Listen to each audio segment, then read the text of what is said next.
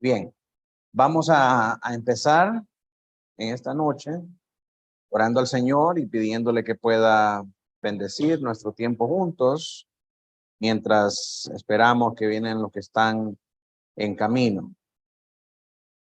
Así que acompáñenme a orar juntos al Señor. Padre nuestro que estás en el cielo y en todo lugar, Señor Dios Todopoderoso, damos gracias en esta noche por tu cuidado, por tu misericordia, Señor, para con cada uno de nosotros. Te pedimos, Señor, que puedas ayudarnos en esta noche a dedicarnos al estudio de estos temas tan importantes, Señor, para nuestra iglesia, para nosotros como miembros dentro de ella, Señor, para que podamos vivir de acuerdo a lo que tu palabra nos manda, Señor, y que podamos ser un faro de luz en medio de tantas tinieblas, Señor, culturales y sociales que vive actualmente nuestro país y todos los países de nuestra región, Señor. Que tú tengas a bien utilizar nuestra generación para traer de nuevo el mensaje del Evangelio, Señor, y poder salvar a todos aquellos que tú has llamado, Señor, conforme a tu propósito eterno. Bendice esta reunión, bendice a cada uno de mis hermanos, Señor. Permíteles poder escuchar, entender y aplicar estas verdades a sus vidas. En el nombre poderoso de Jesús, amén y amén. Solo déjenme ver si estamos grabando. Vamos.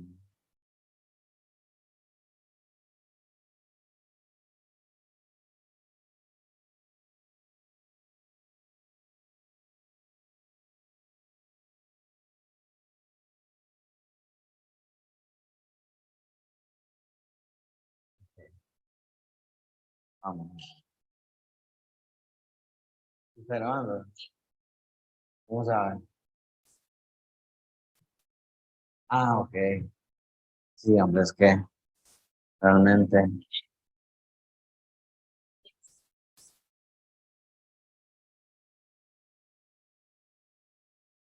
Ok. Creo que no pueden entrar los hermanos. Si me ayudan a abrirles.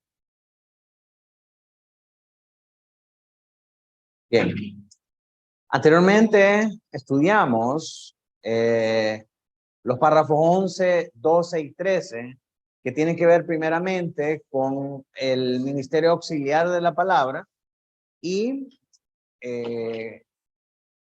luego los párrafos 12, 13 y 14, siempre del capítulo 26, que tienen que ver con la disciplina de la iglesia. Eso lo vimos en la lección anterior. Si ustedes recuerdan, hablamos acerca de los temas de, aparte del pastor, ¿quiénes más pueden predicar la palabra? Y también hablamos acerca de la disciplina, hasta dónde se extiende, cuál era el poder del pastor, cuál era el poder de los miembros. En esta ocasión vamos a estar viendo el capítulo 14, que habla siempre de la iglesia local, pero esta vez acerca de sus relaciones fraternales, es decir, de la comunión de nuestra iglesia con otras iglesias locales. Y el párrafo 14 se divide en tres partes. En primer lugar, vamos a ver la justificación divina. En segundo lugar, vamos a ver las limitaciones que existen. Y en tercer lugar, vamos a ver los beneficios espirituales, siempre hablando acerca de las relaciones fraternales de una iglesia con otra.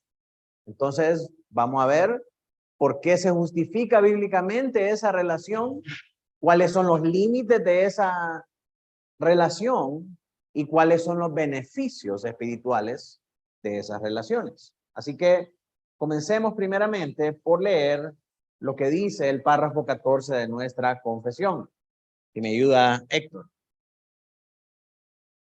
Puesto que cada iglesia y todos sus miembros están obligados a orar continuamente por el bien y la prosperidad de todas las iglesias de Cristo en todos los lugares y en todas las ocasiones ayudar a cada una dentro de los límites de sus áreas y vocaciones, en el ejercicio de sus dones y virtudes, Así las iglesias, cuando estén establecidas por la providencia de Dios, de manera que puedan gozar de la oportunidad y el beneficio de ello, deben tener comunión entre sí para su paz, crecimiento en amor y edificación mutua. Amén. Entonces, hemos hablado en ocasiones anteriores que uno de los distintivos primordiales de las iglesias bautistas es la autonomía de la iglesia local. Cada iglesia local se maneja con una estructura de oficiales que son los que gobiernan la iglesia de acuerdo a la palabra del Señor. Pero al mismo tiempo, muchas gracias, hermana. Al mismo tiempo, estas iglesias tienen relación con otras iglesias. Pero ¿cuál es la manera en la que estas iglesias están relacionadas entre sí? Vamos a ver que este distintivo de la autonomía de la iglesia local nos lleva a evitar a toda costa que una iglesia local tenga injerencia sobre la otra iglesia local, como se da en otras denominaciones.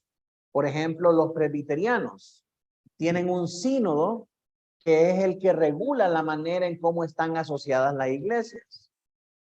Tenemos en la Convención Bautista del Sur una convención de iglesias que regula la manera en cómo todas las iglesias bautistas del sur están unidas entre sí. Tenemos también denominaciones pentecostales, que hay una iglesia madre que regula sobre las otras iglesias alrededor de todo el mundo. Pero vemos en esa estructura que sí existe ese dominio y sí existe esa injerencia de una iglesia más grande tratando de gobernar sobre las pequeñas. Entonces, ¿qué pasa en nuestras iglesias?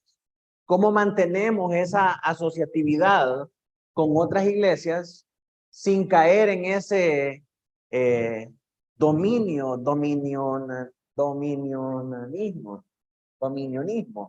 sin caer en ese autoritarismo que trata de controlar, ¿verdad?, las otras iglesias? Si nos llevamos con otras iglesias, ¿cómo evitamos que una iglesia domine sobre otra?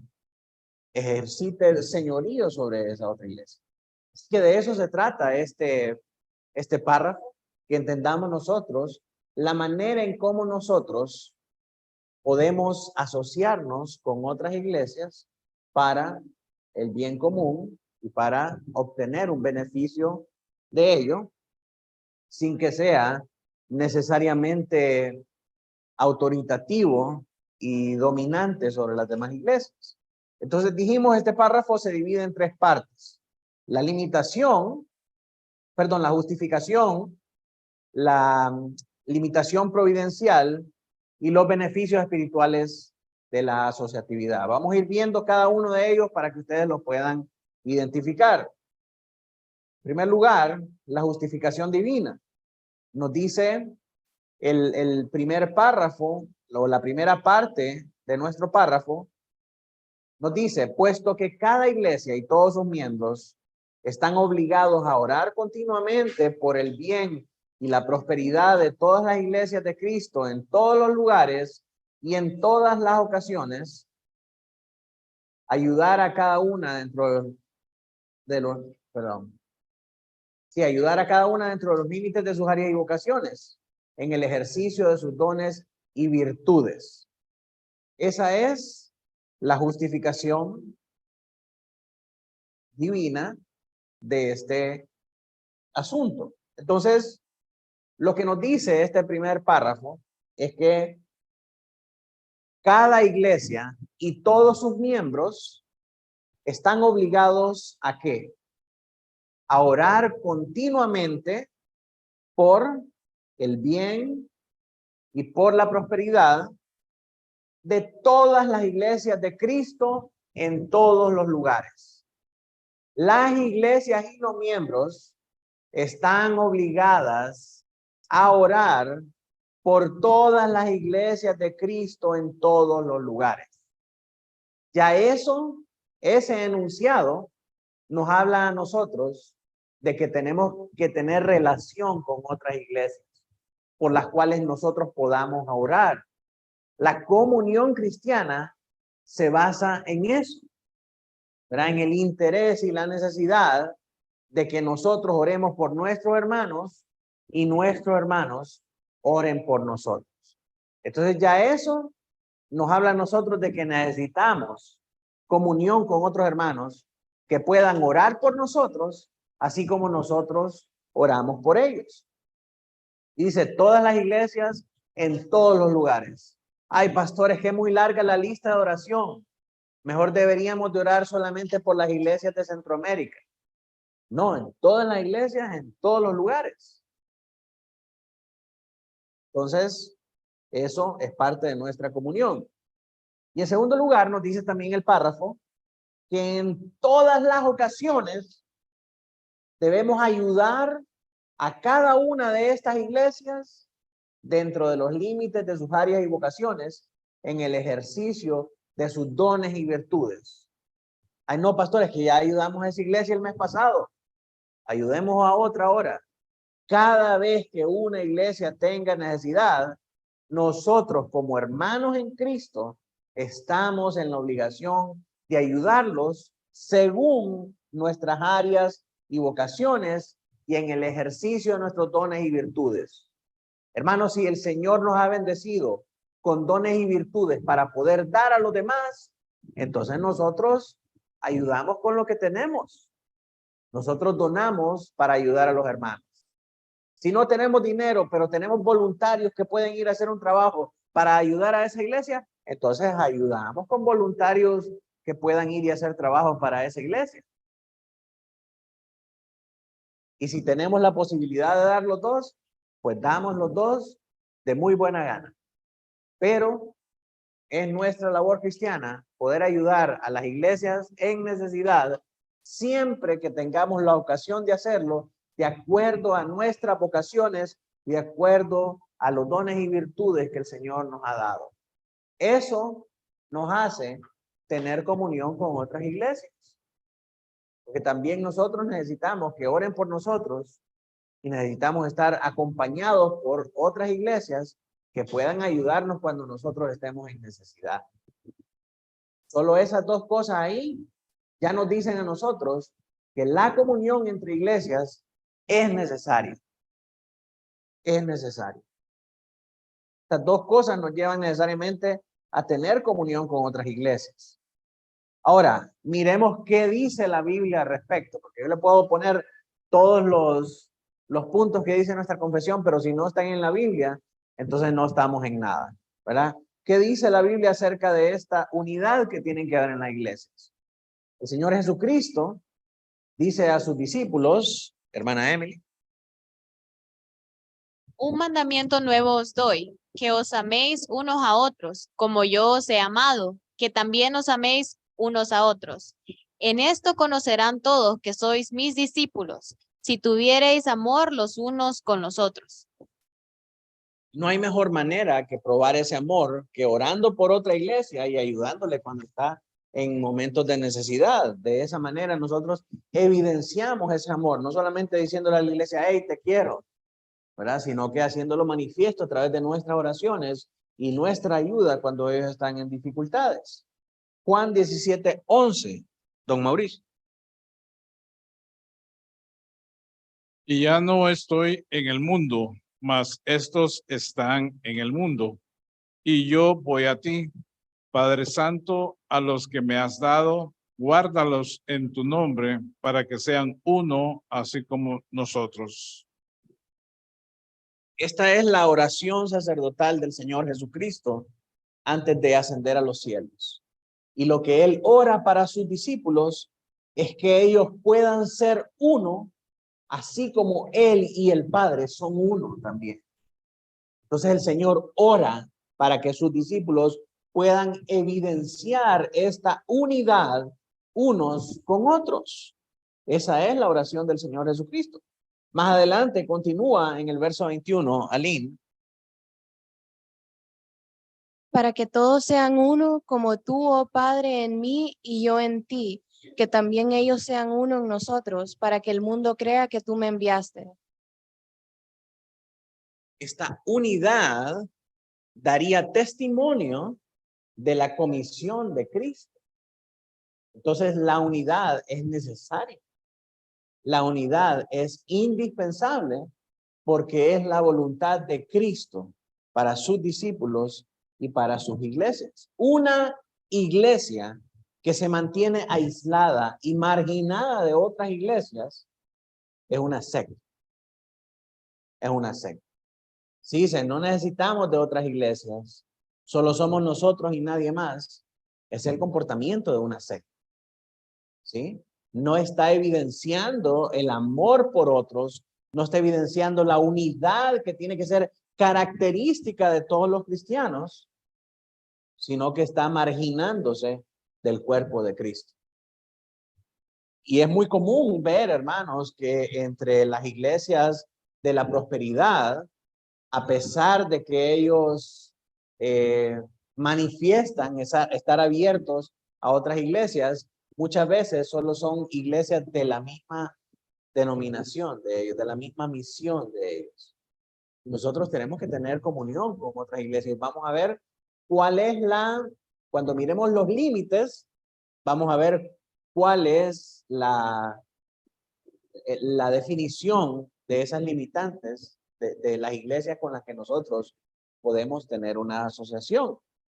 Pero si vemos que el Señor Jesucristo manifiesta enfáticamente que la unidad entre creyentes es una característica inequívoca de aquellos que hacen la voluntad del Padre. Es así como muchas denominaciones de la prosperidad, generalmente entre ellos se relacionan. Pero si existiera la posibilidad de que necesitaran de nosotros, les ayudaríamos y estaríamos obligados a hacerlo, entiendo. Cuando lleguemos a los límites, vamos a establecer, vamos a responder esa pregunta. Es muy importante. Pero miren lo que dice Efesios 4, del 10 al 16. Ayuda Carlita ahí a leer.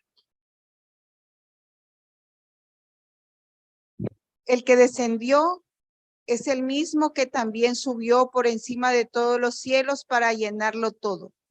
El mismo constituyó a unos apóstoles, a otros profetas, a otros evangelistas, a otros pastores y maestros, a fin de perfeccionar a los santos para la obra del ministerio, para la edificación del cuerpo de Cristo, hasta que todos lleguemos a la unidad de la fe y el conocimiento del Hijo de Dios, a un varón perfecto a la medida de la estructura de la plenitud de Cristo, para que ya no seamos niños fluctuantes llevados por donde quiera en todo viento de doctrina, por estratagema de hombres para engañar, emplean astucia las artimañas del error, sino que siguiendo la verdad en amor, crezcamos en todo en aquel que es cabeza. Esto es Cristo, de quien todo el cuerpo, bien concertado y unido entre sí por todas las coyunturas que se ayudan mutuamente según la actividad propia de cada miembro, recibe su crecimiento para ir edificándose en amor. Este es uno de los versículos que les encanta, ¿verdad?, a los predicadores de la prosperidad, porque habla de que el Señor constituyó apóstoles, el Señor constituyó profetas, ¿verdad? Ya hemos hablado anteriormente de que sí, cada uno ministrando de acuerdo al tiempo, de acuerdo a la dispensación de la gracia de Dios. Ahora que tenemos la revelación plena de su voluntad en su palabra, tenemos pastores maestros. El problema de estos hermanos es que leen este pasaje sin considerar el contexto de lo que se está hablando acá. Si Dios constituye pastores maestros, Dios en otros tiempos constituyó profetas, apóstoles, evangelistas, pero los constituyó con un propósito claro en mente. Y eso es de que toda su iglesia fuera edificada. Y el propósito fundamental para establecer pastores maestros es para edificar a toda la iglesia. Los pastores que Dios nos da no son un regalo solamente para nuestra iglesia local, de manera que esa iglesia local debería tener a ese pastor ahí encapsulado y solamente para esa iglesia. Claro, su labor primaria de pastoreo es con esa congregación, pero su labor de enseñanza es para todo el cuerpo de Cristo, porque eso es lo que nos está diciendo Efesios acá. Porque ¿para qué dio estos varones?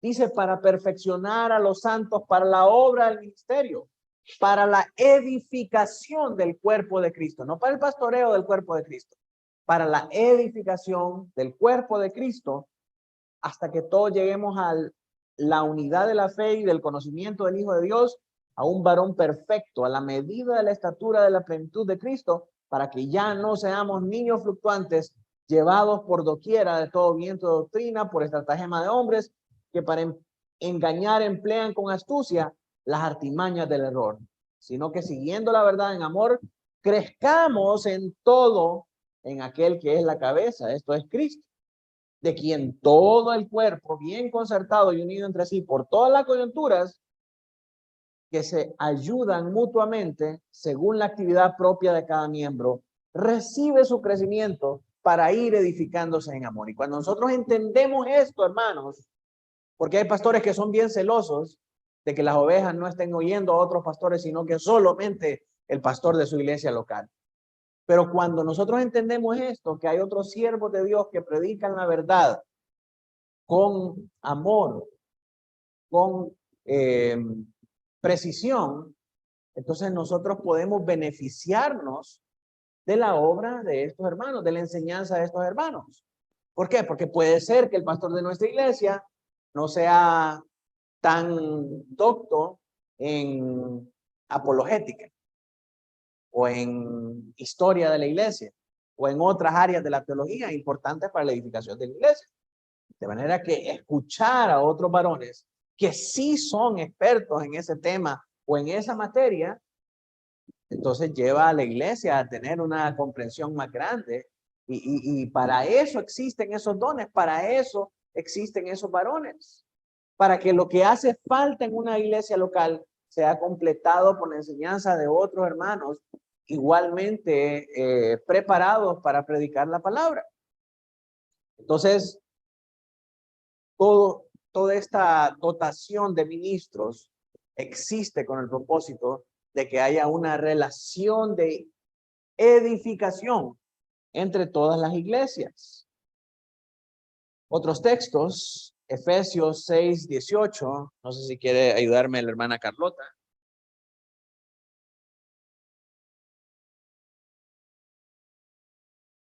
En todo tiempo, con toda oración y súplica en el Espíritu y velando en ello, con toda perseverancia y súplica por todos los santos. Dice, orando en todo tiempo, con toda oración y súplica en el Espíritu y velando con ello con toda perseverancia y súplica por todos los santos. Es decir, orando por todos los hermanos que están en todas las iglesias en todo momento.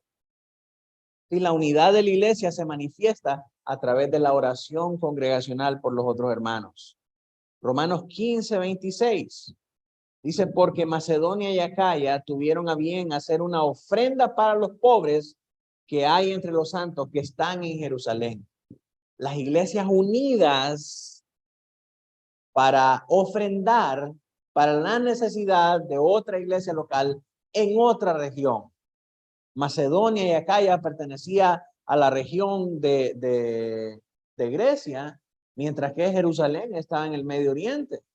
Entonces, en diferentes regiones, pero todos unidos por la misma verdad, ¿sí? La unidad de la iglesia se manifiesta no solamente en las oraciones, sino que también en las ofrendas. Hermanos, esto es muy importante porque muchas veces algún hermano manifiesta o alguna iglesia manifiesta alguna necesidad y nosotros solamente lo único que decimos es, ay hermano, vamos a estar orando. Ay hermano, mis oraciones para ti, nuestros pensamientos están contigo. Hey, pero no solamente es eso. Está bien orar por ellos y todo, pero tenemos la responsabilidad cristiana de ayudarles, de ofrendar, de hacer algo, de participar. Es un privilegio solemne de los santos participar en las necesidades y en las tribulaciones de otra iglesia. Cuando se presentan las necesidades de los hermanos, tanto en nuestra iglesia local como con otras iglesias, nosotros, los cristianos, tenemos que ser los primeros en decir, aquí estoy, ¿cómo ayudo? ¿Cómo puedo tener yo el privilegio de participar de tus tribulaciones? ¿Cómo puedo yo tener el privilegio de participar en tus necesidades? Porque así se mira que lo consideraban esta gente.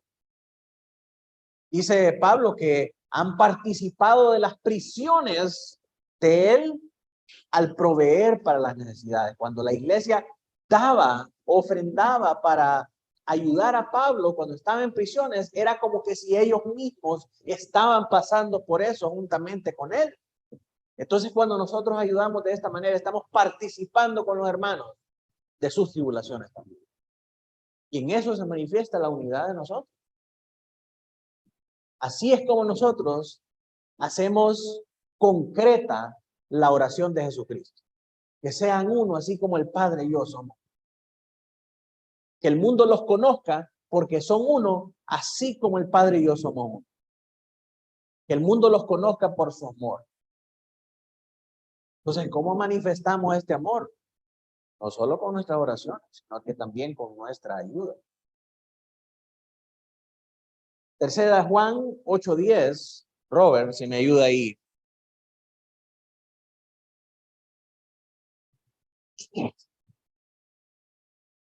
Nosotros pues debemos acoger a tales personas para que cooperemos con la verdad. Yo he escrito a la iglesia, pero Diótrefes, al cual le gusta tener el primer lugar entre ellos, no nos recibe.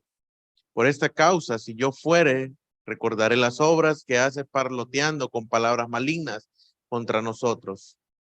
Y no contento con estas cosas, no recibe a los hermanos, y a los que quieren recibirlos se los prohíbe y los expulsa de la iglesia. Entonces, nosotros no solamente debemos orar y ofrendar para las necesidades de las iglesias, sino que también tenemos que tener unidad unas con otras para poder participar de todas nuestras dádivas a los otros hermanos. De manera que si un hermano viene de visita, debemos mostrar hospitalidad con ese hermano. Y asimismo también la unidad y asociación con otras iglesias nos sirve para defender a nuestros hermanos de ataques comunes a la fe. Como en este caso, la obra de Diótrefes. ¿Verdad? Diótrefes era un enemigo de la iglesia que buscaba el primado para él mismo y a cualquiera que mostraba generosidad y hospitalidad con Pablo lo expulsaba de la iglesia.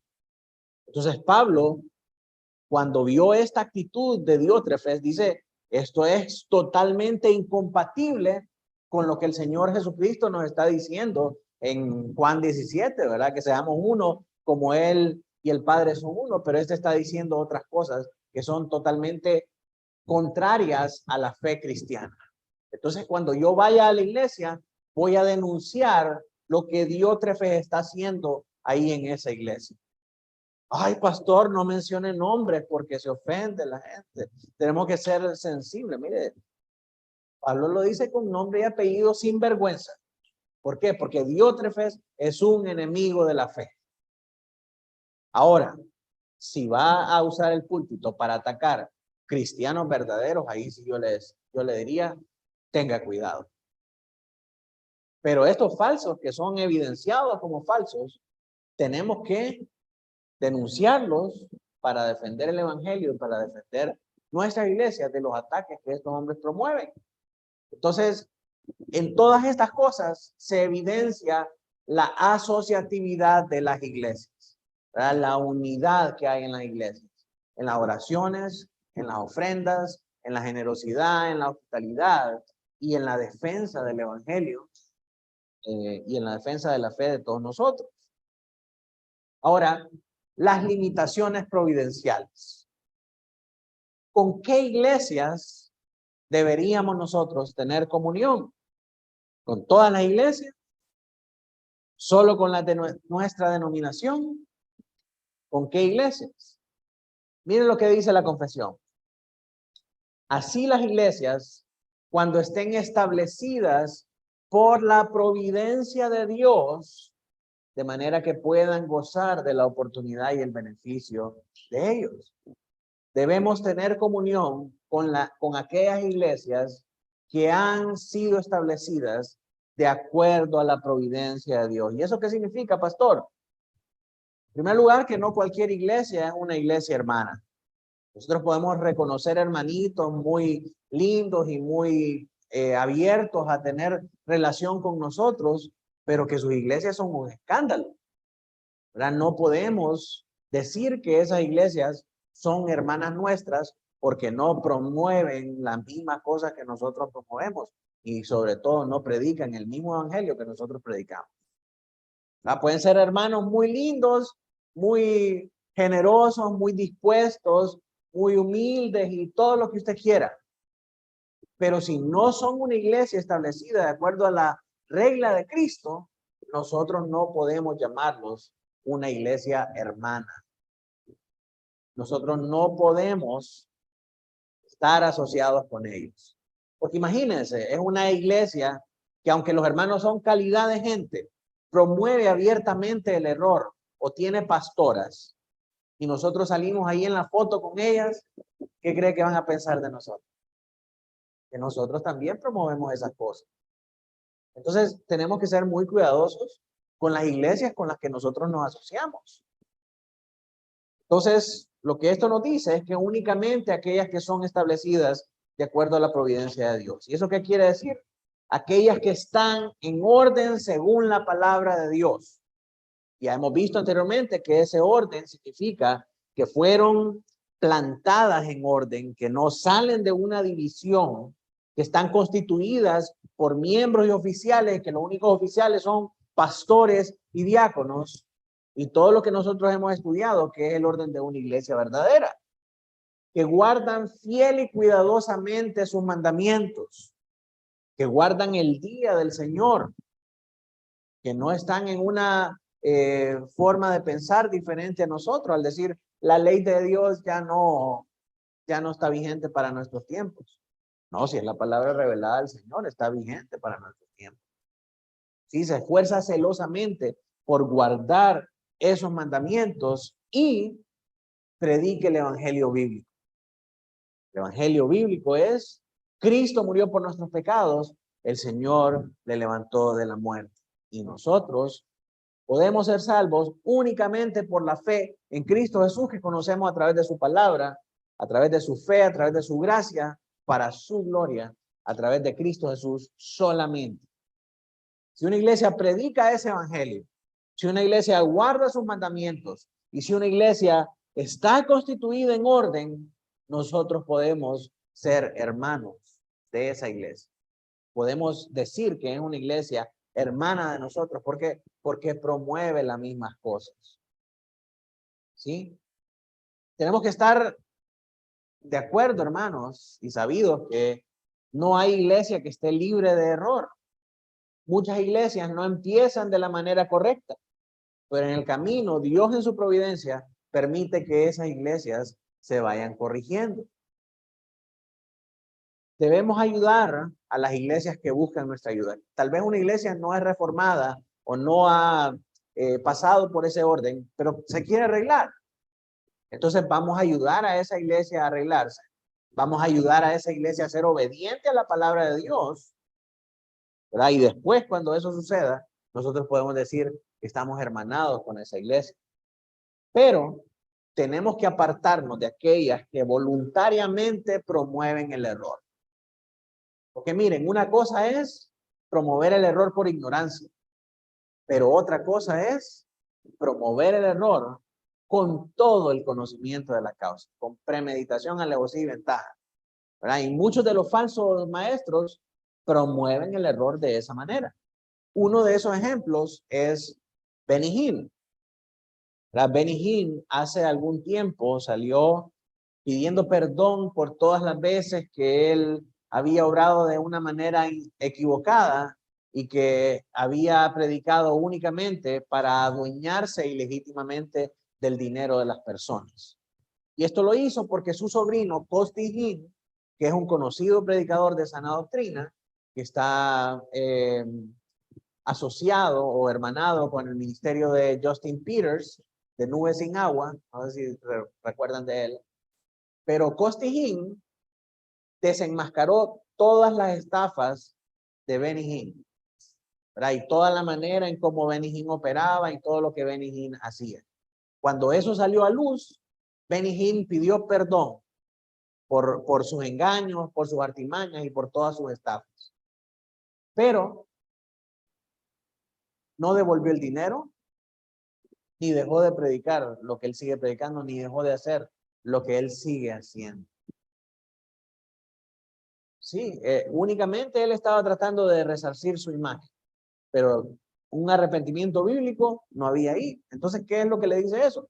Que Benny Hinn, con conocimiento de causa, sigue promoviendo el error.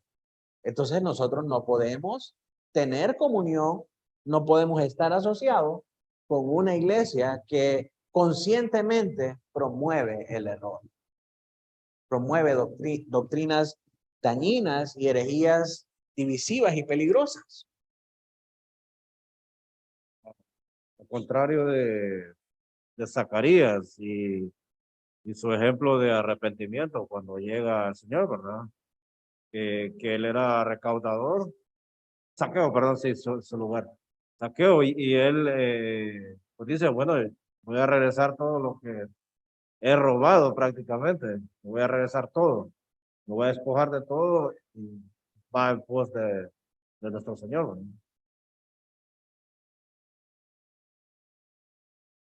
Eso es lo que evidencia el verdadero arrepentimiento y la verdadera vida cristiana. Un cambio de hacer las cosas que se hacían y un restituir las cosas que uno ha hecho mal o las cosas que uno ha sustraído de alguien más. Pero cuando lo desenmascaran, se evidencia y siguen eso, entonces es una persona que realmente está promoviendo el error consciente de su mal proceder. Lo mismo con Guillermo Maldonado, un hombre en un adulterio comprobado, un hombre con problemas en su matrimonio. La Biblia dice que un hombre que no gobierna bien su casa no puede ser pastor, mucho menos apóstol, ¿verdad? Eso ni siquiera se discute. Pero un hombre con un fracaso matrimonial, ¿cómo va a estar pastoreando la iglesia? Y a pesar de eso, sigue ahí, sigue enseñando sus enseñanzas retorcidas y la gente lo sigue escuchando su mensaje. Ya eso es necedad. Alguien que promueve el error con conocimiento de causa es doblemente culpable al fuego del infierno. Entonces, no podemos tener asociación con este tipo de iglesias. Ahora, ¿qué dice la Biblia? Gálatas 1:12, todos los hermanos que están conmigo en las iglesias de Galacia, es decir, que son del mismo espíritu, que están en una misma unidad juntamente con Pablo. Esas son las iglesias con las que Pablo tenía relación. Y seguramente en la región de Galacia habían muchas otras iglesias, pero habían iglesias de la diosa Diana, habían iglesias de esta deidad griega y de todo lo demás. Pero Pablo tenía relación únicamente con las iglesias que eran una sola con él. Vemos los versos 21 y 24. Después fui a la región de Siria y de Cilicia y no era conocido de vista en las iglesias de Judea que eran en Cristo. Solamente oían decir, aquel que en otro tiempo nos perseguía, ahora predica la fe que en otro tiempo asolaba, y glorificaban a Dios de mí. Él fue a las iglesias que eran en Cristo, las iglesias que estaban unidas porque eran de Cristo, ¿sí? Y esas iglesias tuvieron el mismo sentir de la iglesia que lo envió a él. Antes nos perseguía y nos asolaba, y ahora más bien viene y nos enseña acerca del Señor y daban gloria a Dios por él. Tercera de Juan 9:10. Yo he escrito a la iglesia, pero Diótrefes, nuevamente vemos el ejemplo de la iglesia de Diótrefes. Diótrefes era dueño y señor de esa iglesia y expulsaba al que no estaba de acuerdo con Pablo. ¿Sí? Entonces, Pablo le dice, esa iglesia es peligrosa. Cuando yo llegue a cada iglesia, voy a hablarles a ustedes de las obras que está haciendo Diótrefes para que no tengan comunión con esa iglesia. ¿Por qué? Porque esa iglesia no gobierna a Cristo, gobierna a Diótrefes. Y no hace de acuerdo al orden de Cristo, sino que hace de acuerdo al orden de Diótrefes. Así que no era una iglesia ordenada según la regla de Cristo, sino que era una iglesia que hacía lo que su pastor, tirano y autoritativo, exigía. Los beneficios espirituales de la asociatividad. Dice la confesión, deben tener comunión entre sí para su paz, su crecimiento en amor y su edificación mutua. Noten, por favor, que los beneficios que está listando acá acerca de estar asociado con otras iglesias tienen que ver meramente con asuntos espirituales. Porque muchas de las razones por las que las iglesias se unen hoy a asociaciones es por elementos meramente físicos y no espirituales. Ay, vamos a unirnos a la convención bautista porque la convención bautista tiene billetera gorda. Le pagan a los pastores. Si no les pagan, pues por lo menos los invitan a comer una vez al mes. Y lo que le quiero decir es que los elementos físicos y externos son el mayor aliciente para que las iglesias estén asociadas. ¿Por qué las iglesias quieren ser Ebenezer?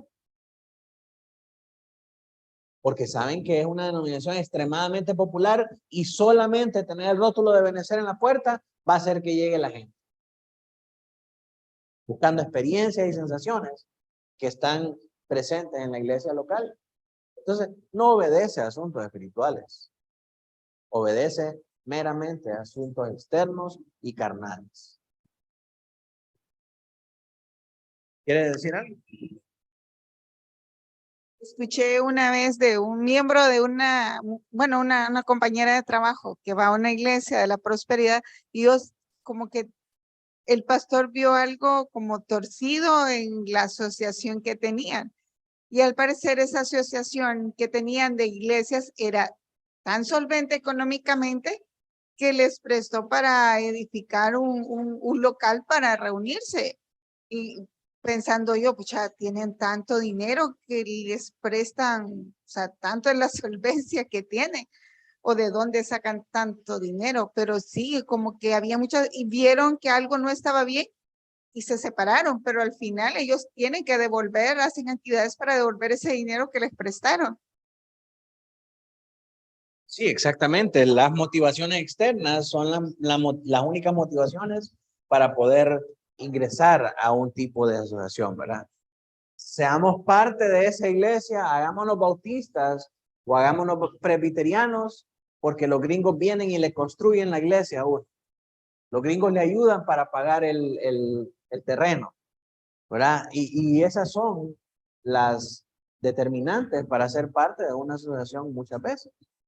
Y realmente no es eso. Nos dice, vimos primeramente cuáles son las responsabilidades de la comunión entre las iglesias. Entre ellas están orar y la ayuda de cualquier índole dentro de las posibilidades de cada iglesia. Es decir, según los dones que haya recibido. Pero ¿cuáles son ahora entonces los beneficios de esa asociación? La paz, el crecimiento en amor y la edificación mutua. ¿Sí? La asociación de una iglesia con otra debe darse con el propósito de crecer en el amor con estos hermanos, porque estos hermanos nos aman, oran por nosotros, nos ayudan cuando tenemos una dificultad y también nos edifican. Nos ayudan a crecer en la enseñanza y en el conocimiento de Dios y a tener paz. ¿Verdad? Que paz no solamente es el estado mental de paz, sino que la ausencia de conflictos.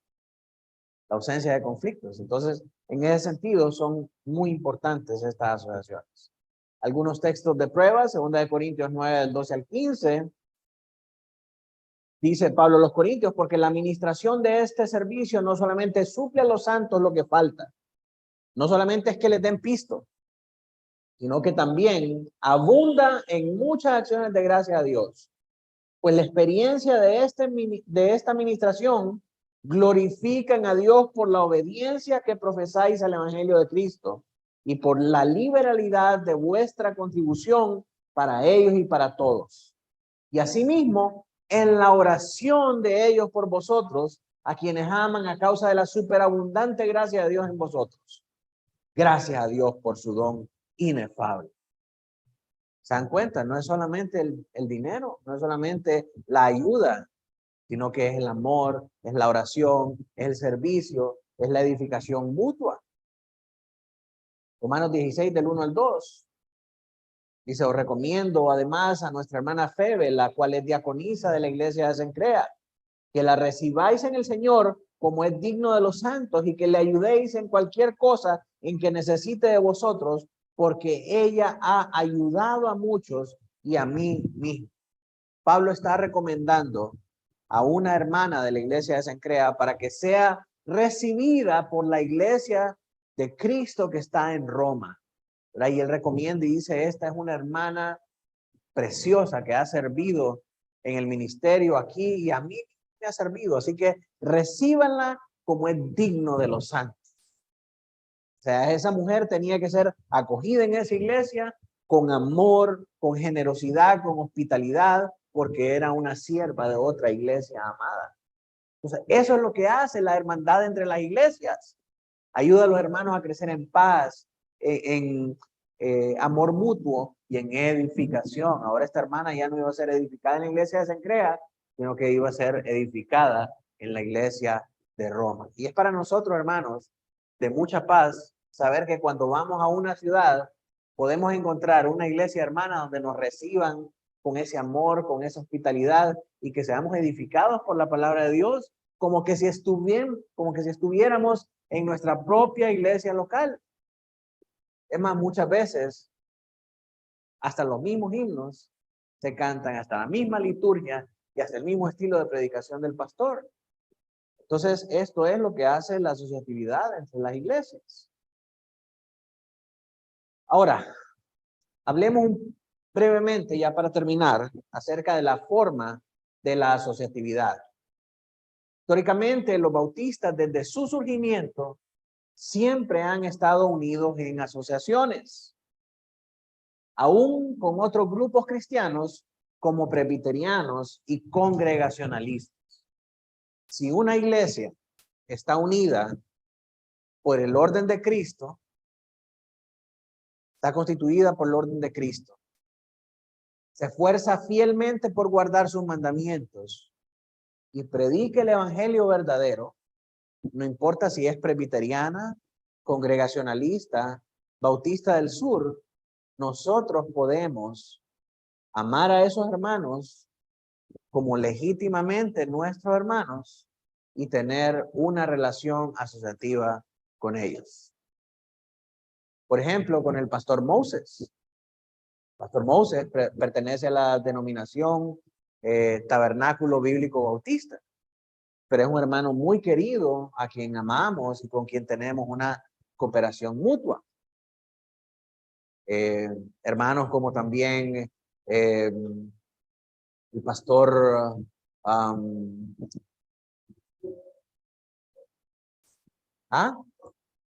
no, el pastor de Progreso, Miguel Urrea, el pastor Miguel Urrea.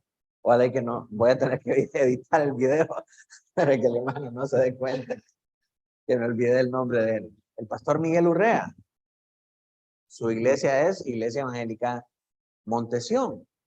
Si antes era evangélico y reformado, ahora es Iglesia Evangélica Montesión.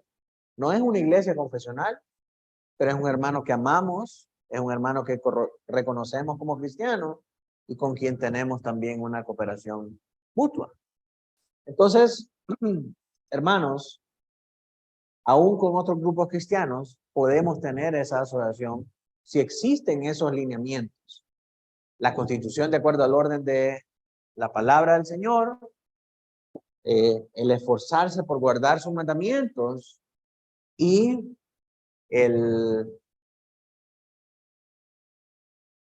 ¿cuál era la otra? Esforzarse por guardar los mandamientos y predicar el evangelio verdadero. Correcto. Si esas cosas están presentes, entonces nosotros podemos tener una relación asociativa con esos hermanos. Estas han sido fundamentales para la consecución de metas comunes, como por ejemplo el combate de enemigos comunes. En Inglaterra del siglo XVII, el rey de Inglaterra sanciona el cristianismo para promover la religión del Estado, que era el anglicanismo, ¿verdad? Entonces muchos bautistas, presbiterianos y congregacionalistas se unen en un frente común para combatir esa situación del Estado y hacer que prevalezca la religión cristiana al lado de la religión oficial del Estado.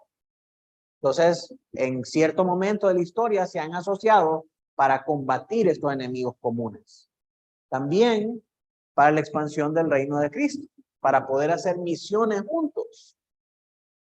En 1792, bajo el ímpetu de William Carey, se formó la Sociedad Misionera Bautista con el propósito de impulsar las misiones mundiales como un medio para cumplir con la Gran Comisión. En aquel tiempo, los bautistas tenían la convicción de que la Gran Comisión era solamente para los apóstoles. William Carey les hace una disertación magistral de la que sale su libro, Las Misiones, y él les dice, la Gran Comisión está vigente aún hoy en día. El problema es que las iglesias eran demasiado pobres para poder financiar un movimiento misionero. Entonces lo que hicieron en ese momento es unirse y formar la Sociedad Misionera Bautista para recaudar fondos y poder enviar misioneros a hacer la obra misionera. Entonces, estas son instancias en las que los bautistas se asocian para poder promover la expansión del evangelio a otros lugares, ¿verdad? La asociatividad por designio de Cristo, vimos, es necesaria. O sea, todos comprendemos eso y la historia es partícipe de que los bautistas han creído y han conocido esto. El gran problema es, y el gran debate se genera a partir de qué tipo de asociación, formal o informal. La vamos a ver cada una de ellas de una manera breve. En primer lugar, hagamos algunas consideraciones bíblicas acerca de estas dos. Y la primera que podemos decir es que las asociaciones y los ministerios paraeclesiales no aparecen en la Biblia. No son bíblicos, ¿verdad? No vemos en la Biblia ningún ejemplo de la Asociación de Iglesias Cristianas de la región norte de Israel. ¿Sí? Y Dios no le ha dado poder tampoco a estas asociaciones para que estas asociaciones dicten las pautas de lo que las iglesias tienen que hacer. Es decir, Dios no le ha dado poder a la Convención Bautista del Sur para que la Convención Bautista del Sur venga y le diga a la iglesia de San Pedro Sula que ese hombre que tienen ahí no puede ser pastor. Porque no es bíblico.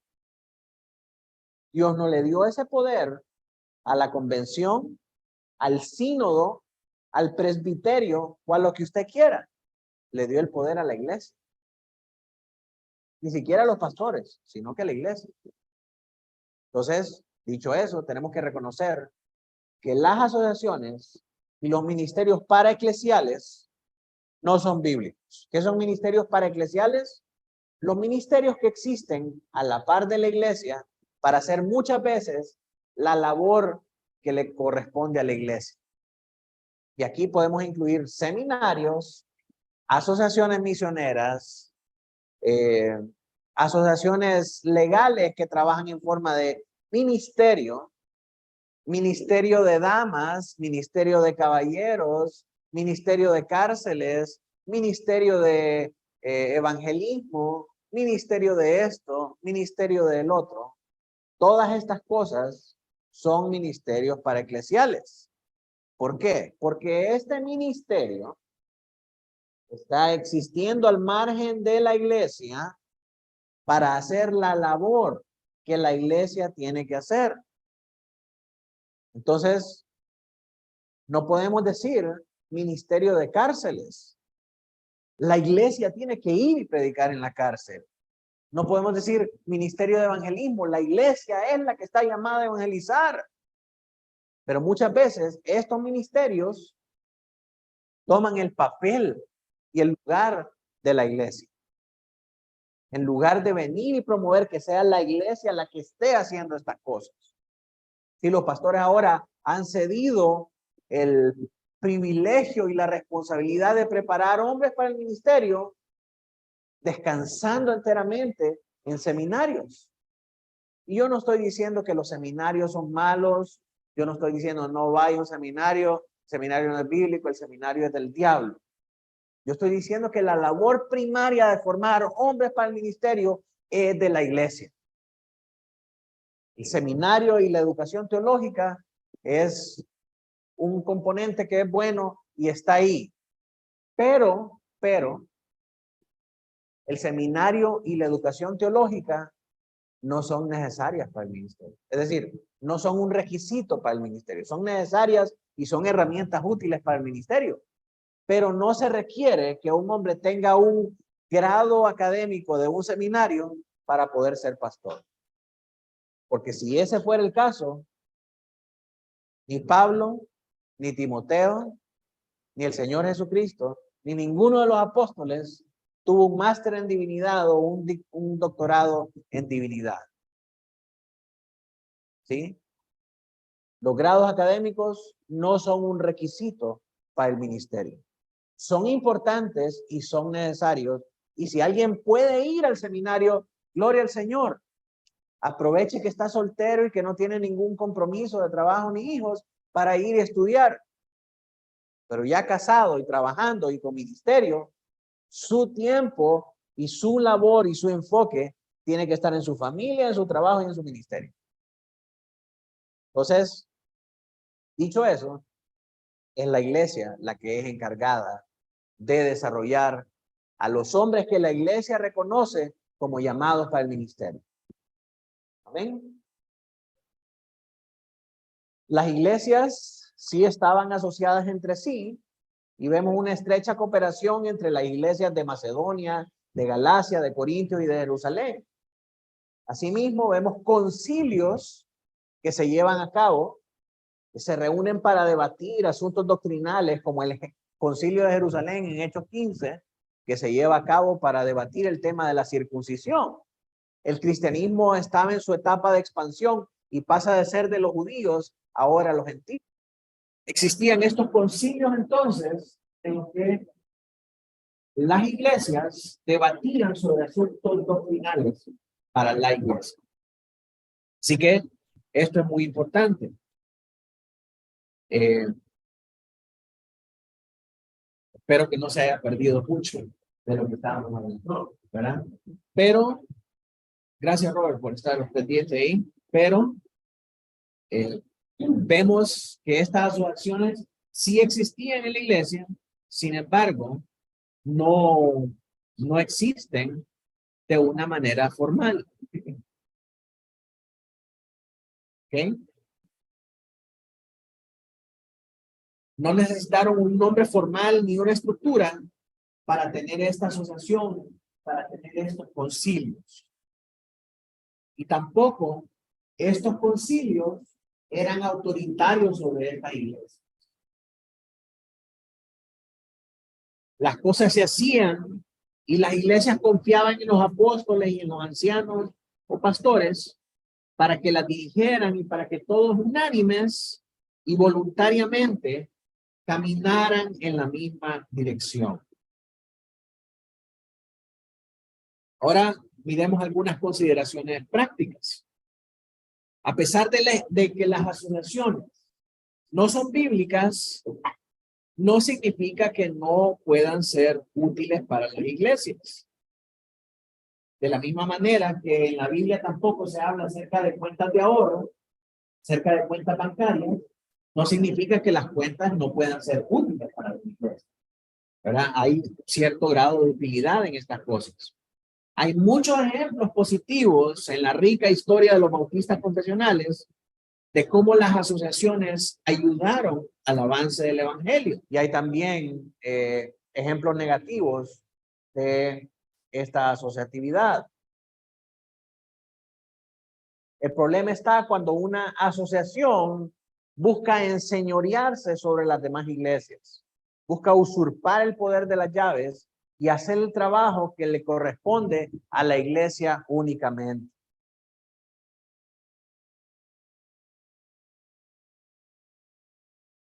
Hablemos de las asociaciones formales. Las asociaciones formales le proveen a las iglesias representación, estructura y formalidad. Sí, al estar constituido en una asociación formal como la Sociedad Misionera Bautista, eso le provee a todas las otras iglesias que no son conocidas un poder de representación. Sí, al tener una estructura dentro de esa Sociedad Misionera Bautista, le permite a la iglesia tener a alguien que se encargue estratégicamente de hacer las labores misioneras y le provee también formalidad.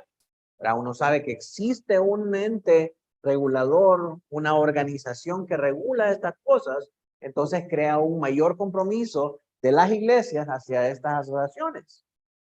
Es sumamente difícil lograr el compromiso de otras iglesias cuando no hay formalidad en el trato y el manejo de los asuntos concernientes a la asociación. ¿Verdad? Cuando no hay una asociación formal, las iglesias difícilmente tienen el compromiso serio de poder hacer las cosas por las que están promoviendo esta asociación. No, son los hermanos, allá ellos nos esperan, vamos a llegar cuando querramos, ahorita no, hermano, espérame la otra semana lo voy a hacer. Mientras que cuando hay una estructura, hay representación y hay formalidad, pues hay un mayor compromiso de las personas para actuar dentro de esta estructura. Además, tiene más peso de representación ante instancias gubernamentales. Si hay una ley que se forja contra las iglesias, una iglesita no va a ir a hacer nada ante el gobierno. Es que viene la iglesia de allá de Pito Solo a reclamar porque no le están respetando sus derechos. ¿Y qué va a hacer esa iglesita? Dale 100 pesos para que estén contentos. Pero cuando son todo un grupo de iglesias nacionales asociadas bajo una sola bandera, ahí sí hay poder de representación. Ahí sí hay mayor peso de representación. Es más efectiva la asociación formal en el ejercicio de los deberes cristianos en cuanto al avance del evangelio, como por ejemplo la plantación de iglesias. No es lo mismo que una iglesia venga y plante otra iglesia que una asociación de iglesias se ponga de acuerdo en contribuir dinero para plantar una iglesia. Para hacer un seminario, por ejemplo. No es lo mismo el seminario que pueda hacer una iglesia que el seminario que pueden hacer toda una asociación de iglesias. Las ayudas humanitarias. No es lo mismo que ayude una iglesia a que ayude todo un colectivo de iglesias. La consejería. Cuando una iglesia se queda sin pastor y necesita buscar sabiduría en otras iglesias, recibe más sabiduría y recibe más beneficios del consejo de varias iglesias que de una sola iglesia. La Biblia dice, en la multitud de consejeros está la sabiduría. En un proceso de restauración, cuando una iglesia se ha quedado sin pastor por algún asunto de inmoralidad sexual, sí, es más beneficioso tener un grupo de iglesias que puedan ayudar a la restauración de esa iglesia. Entonces, hay ventajas acerca de la asociación formal. Luego, las asociaciones informales. Las asociaciones informales carecen de todo lo que las asociaciones formales abundan. no tienen representación, no tienen estructura y no tienen formalidad. Sin embargo, promueven un ambiente de hermandad, de solidaridad y de cercanía que muchas veces se encuentra ausente en las asociaciones formales. Al ser formales y estructuradas y jerarquizadas, carecen de ese ambiente de hermandad y cercanía que hay en una asociación informal. La asociación informal, yo ya conozco, aquel pastor es mi amigo y nos reunimos una vez al mes a echarnos un café y podemos bromear y hablar de temas serios. ¿Sí? No necesitamos toda esa estructura para cubrir y para abarcar todas las cosas que queremos hablar concerniente a nuestras iglesias. Eso no hay en una asociación formal. ¿Por qué? Porque la asociación formal lleva una agenda, lleva un orden, hay un protocolo de cómo hacer las cosas y todo lo demás. Entonces es diferente en una asociación formal. Con excepción de aquellos que son más afines a nosotros, ¿verdad? A veces hay 2 o 3 iglesias que se llevan más y van a una asociación formal y entonces al final los únicos que se llevan bien conocen a todos, pero los que se llevan bien son los 2 o 3 que están cerca, que están juntos, que ya se conocen, ¿verdad? Y lo que levanta el cuestionamiento entonces de que necesitamos una estructura formal para hacer lo que el Señor nos manda hacer entre iglesias hermanas. Necesitamos ser constituidos en la Asociación de Iglesias Bautistas Reformadas de aquí y allá para orar por otras iglesias, para ayudar a otras iglesias, para hacer de edificación a otras iglesias. Necesitamos una asociación formal para hacer lo que el Señor Jesucristo nos manda hacer. Algunas consideraciones adicionales. Pertenecer o no a una asociación formal o informal es una decisión que al final recae sobre los pastores, porque son ellos los que van a representar a la iglesia en dicha asociación. La decisión que el pastor tome debe ser con una limpia conciencia delante del Señor, habiendo sido persuadido por las Escrituras de que es la mejor dirección para la iglesia. Y no porque le van a dar plata, no porque le van a soltar ayuda, no porque le van a comprar terreno a la iglesia, no porque le van a pintar, no porque le van a dar esto o porque le van a dar el otro. Recordando en todo momento que su llamado principal es pastorear la grey del Señor. No buscar la fama y el reconocimiento en un lugar de prominencia como una asociación o una junta directiva. Dios no nos ha llamado a ser presidentes de juntas directivas. Dios nos ha llamado a ser pastores y a pastorear su grey. Quien edifica la iglesia es el Señor, no la asociación.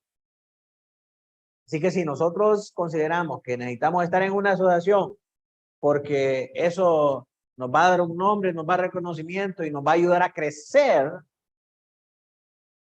quien edifica la iglesia no es la asociación, es el Señor. Quien va a hacer crecer o no a la iglesia es el Señor. Entonces nosotros no debemos depender y poner nuestros ojos y esperanzas en una asociación. Primera de Pedro 5:2 nos dice: pastorear la grey de Dios que está entre vosotros, cuidando de ella, no forzado, sino voluntariamente, no por ganancia deshonesta, sino con ánimo pronto. Si nosotros estamos esperando una ayuda o un incentivo físico, nosotros estamos pastoreando por las razones equivocadas.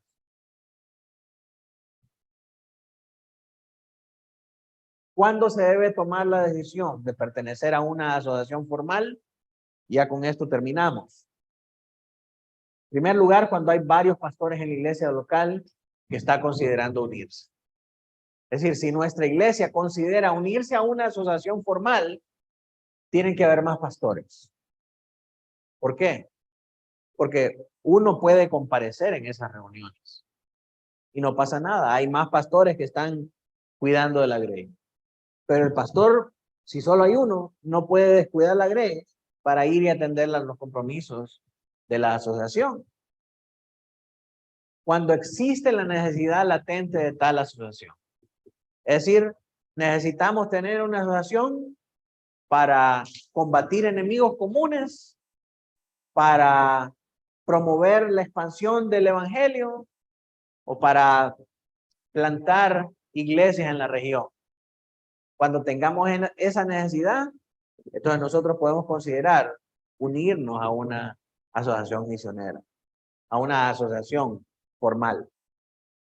Cuando la asociación en verdad es una expresión de las iglesias locales que representan fielmente sus necesidades.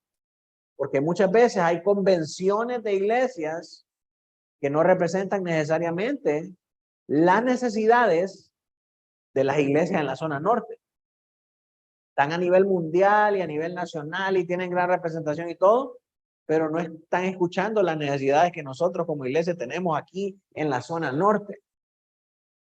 Pero si hay una asociación que me representa como tal y que va a elevar la voz por mis necesidades y que me va a representar, entonces ahí sí, nosotros podemos considerar ser parte de esa asociación. Cuando existe claridad en el propósito de la existencia de la asociación. ¿Que la asociación existe para este propósito? Bien. Entonces consideraremos unirnos. Cuando está bien reglamentada la participación de los miembros y sus órganos de gobierno. Personalmente soy de la idea de que si hay asociaciones, quienes deben ser los directivos de estas asociaciones deben ser hombres laicos dentro de la iglesia, no los pastores, porque los pastores no somos llamados a estar en juntas directivas. Muchas veces carecemos de ese carácter y esa pericia estratégica y política que muchas veces se necesita en ese tipo de asociaciones. Y finalmente, cuando hay un compromiso por parte de la asociación de respetar el orden bíblico de Dios para su iglesia, teniendo a Cristo como cabeza y a la iglesia sujeta a él, sin ninguna injerencia de la asociación dentro de la ecuación. Muchas veces las asociaciones quieren venir y mandar en las iglesias. ¿Verdad? Cuando la iglesia comprende eso, que ellos no pueden mandar en las iglesias locales, entonces nosotros sí consideraremos unirnos a un tipo de asociación. Así que mis hermanos, de esta manera llegamos al final de nuestra lección sobre la vida asociativa de las iglesias. Conclusión, el Señor nos llama a estar asociados con otras iglesias en nuestros deberes de orar por ellas y de ayudarlas en todas sus necesidades, siempre y cuando esté dentro de nuestras vocaciones y de nuestros dones y capacidades, ¿sí? La asociación con estas iglesias se limita únicamente a las iglesias que están establecidas de acuerdo a la providencia de Dios. Y finalmente, los beneficios que tenemos de estas asociaciones son netamente espirituales, para la paz, para el amor mutuo y para la edificación. Amén. Vamos a terminar orando al Señor. Don Mauricio, si nos quiere dirigir en oración, por favor.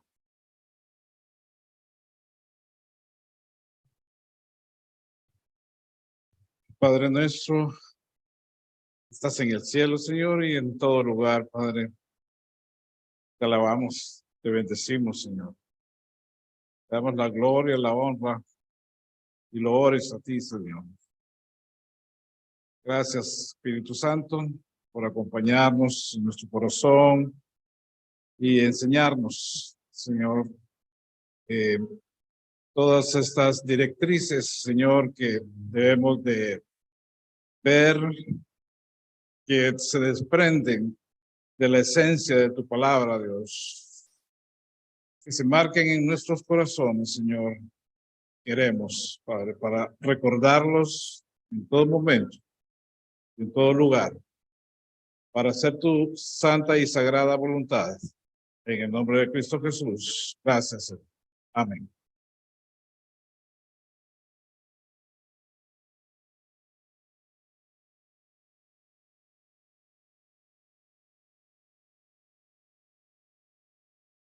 Despedimos entonces de los hermanos que están ahí conectados.